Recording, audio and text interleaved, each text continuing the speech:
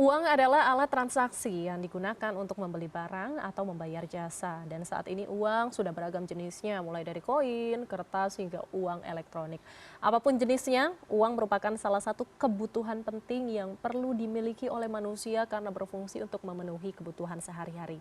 Dulunya Indonesia tidak langsung menggunakan uang dalam bertransaksi, tetapi memakai emas dan juga perak.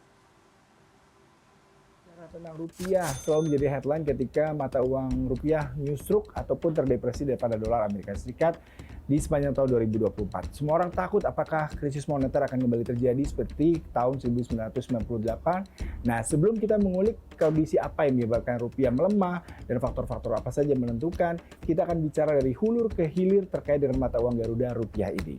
Nah, rupiah itu ada di era kerajaan. Sebelumnya dulu kita menggunakan mata uang ataupun alat perdagangan dari emas, kemudian juga manik-manik, dan juga uang dalam bentuk koin, tapi waktu itu belum rupiah ya.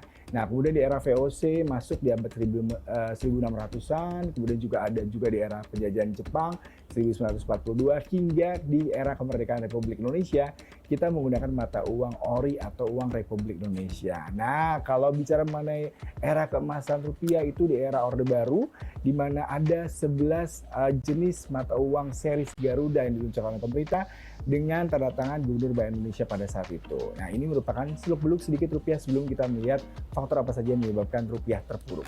Ketika di tahun 2024 ini rupiah banyak terkoreksi terhadap mata uang dolar Amerika Serikat, mengingatkan kembali kepada kisah kelam pada saat terjadinya krisis moneter di Indonesia 1998 yang sebenarnya dipengaruhi oleh kebijakan pemerintah Thailand pada saat itu yang menyediakan fixed exchange rate mereka. Akibatnya banyak negara gagal bayar dan rupiah terpuruk di akhir tahun 1998 mencapai 16.800 rupiah. Mengerikan sekali pada masa itu ya.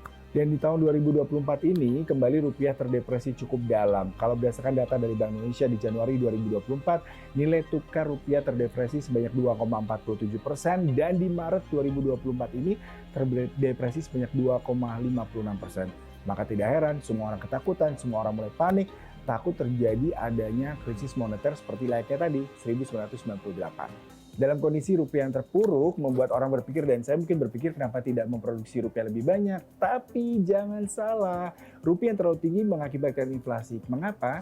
Karena komoditas Indonesia hampir semuanya impor. Di bulan Mei 2024 data dari Kemarinda kita mengimpor 14,8%, itu adalah sektor non migas. Nah, bayangkan kalau rupiah sendiri banyak tapi komoditas masih impor, akibatnya inflasi makin tinggi. Selain itu untuk membayar hutang, kalau menggunakan rupiah sementara kita semua barang masih impor dan impornya itu menggunakan dolar, nah semua dong negara-negara tersebut mau dibayar dengan rupiah dan itu akibatnya rupiah tidak berharga dan mengakibatkan mata uang kita semakin terjun bebas.